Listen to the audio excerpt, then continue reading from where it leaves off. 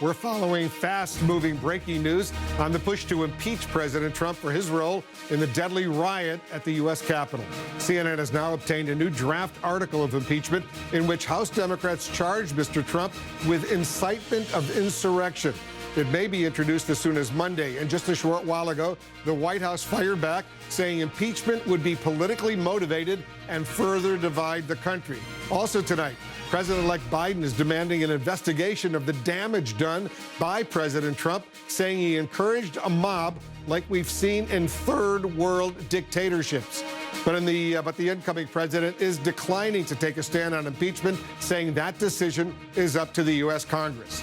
Let's go to our chief White House correspondent, Jim Acosta, right now. Jim, as impeachment clearly is gaining momentum, once again, the White House is in crisis mode and just released a new statement. Update our viewers. That's right, Wolf. The White House just released a statement in the last couple of hours on these pending impeachment proceedings, which seem to be moving very rapidly. We can show you that statement, put it up on screen. It says a politically motivated impeachment against a president with 12 days remaining in his term will only serve to further divide our great country. The White House calling this impeachment process that may be starting politically motivated. Obviously, House Democrats don't feel that way. They say it's absolutely necessary after what happened 2 days ago. But aides to the president tell me there is no way that Donald Trump will resign from the presidency despite this latest threat of a second impeachment before he leaves office. As one Trump advisor told me, there is zero chance he will step down because, quote, he doesn't think he did anything wrong. 2 days after he incited a bloody siege at the U.S. Capitol, Donald Trump is facing the head-spinning prospect of becoming the first U.S. president to be impeached twice. His sudden commitment to an orderly transition may be too little too late. A new administration will be inaugurated on January 20th. My focus now turns to ensuring a smooth, orderly, and seamless transition of power. This moment calls for healing and reconciliation. Good afternoon. House Speaker Nancy Pelosi and her fellow Democrats are now marching toward impeachment proceedings against the president, all the while making sure Mr. Trump doesn't do anything drastic. As Pelosi told her Democratic colleagues, I spoke to the chairman of the Joint Chiefs of Staff, Mark Milley, to discuss available precautions for preventing an unstable president from initiating military hostilities or accessing the launch codes and ordering a nuclear strike. House Democrats say they're ready to move quickly. We're not just doing this for the next 12 or 13 days. We're doing this for generations to come.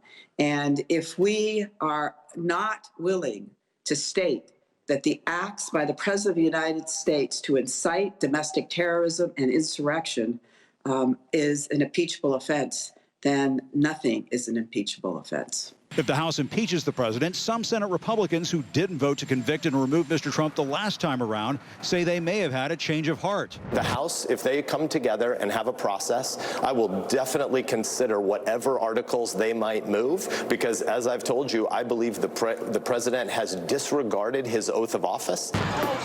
White House advisors say there is zero chance the president will resign, with one source telling CNN, quote, he doesn't think he did anything wrong.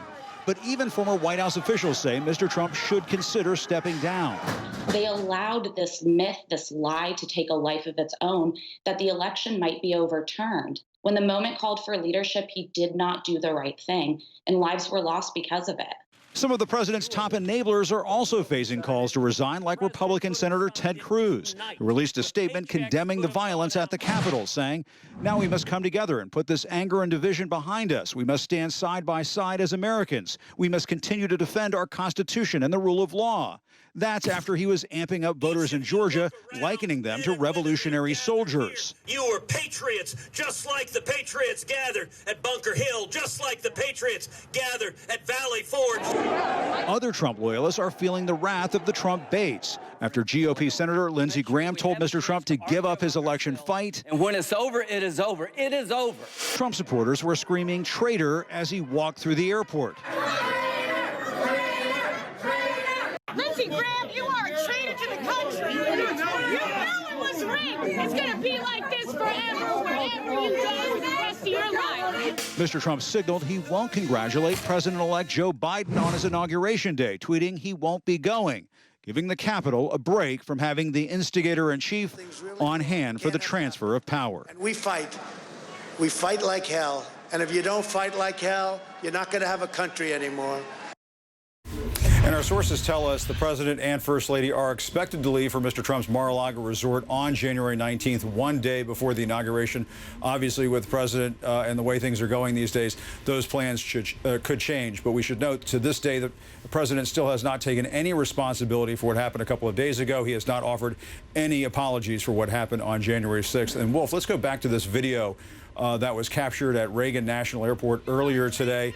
Senator Lindsey Graham, one of the president's longtime loyalists, once a critic of the president, but then became a loyalist, arriving at the airport earlier this afternoon. He was met by an angry mob of Trump supporters screaming "traitor" at him. I will tell you, Wolf, we've seen this kind of hostility before. Typically, we see it at Trump rallies and not directed at Republican allies of the president. But it's a reminder, if you turn against this president, the base will turn on you. Wolf. They certainly will. All right, thanks very much, Jim Acosta, reporting. Let's dig deeper into the new impeachment effort up on Capitol Hill and the draft article obtained by CNN. Our senior congressional correspondent, Manu Raju, is on the scene for us, as he always is. Manu, walk us through how all of this is likely to play out. Well, already the draft is being circulated and is expected to be introduced on Monday. One article of impeachment, incitement of an insurrection. That's what House Democrats are moving towards at the moment as they discuss how to move quickly to impeach President Trump, making him the first president in history who would be impeached twice. Now, a final decision has not been made about whether to move ahead, but Nancy Pelosi, the House Speaker, is making all steps to move in that direction. Just moments ago, she instructed her House Rules Committee to set the scene for a floor debate that could occur by the middle of next week. Now, ultimately, the question is, where does it go from there? We expected likely would get support from a majority of House Democrats, which would be enough, or the majority of the House, because it's controlled by Democrats, which would be enough for it to get approved. But in order to convict and remove the president from office,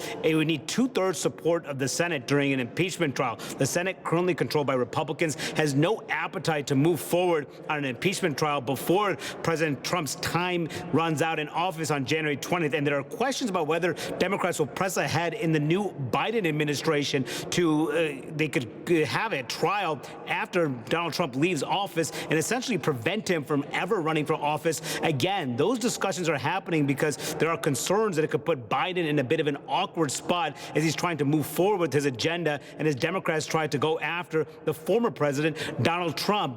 Biden himself would not say if he supports the idea of moving ahead with an impeachment trial at the moment, but there are some signs that Republicans are breaking ranks. One Republican, Lisa Murkowski, became the first Senate Republican to call on Donald Trump to resign. She said, "I want him to resign. I want him out. He has caused enough damage." She went on to say he doesn't want to stay there. He only wants to stay there for the title. He only wants to stay there for his ego. He needs to get out.